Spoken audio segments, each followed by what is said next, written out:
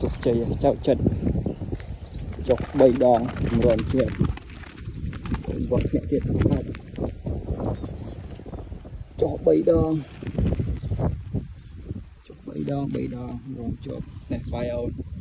chục bay cái này bay đòn pi đó bay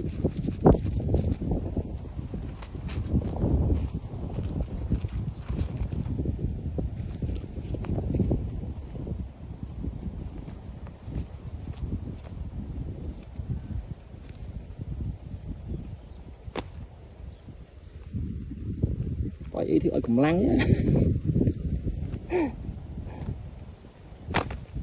ở chẳng là rồi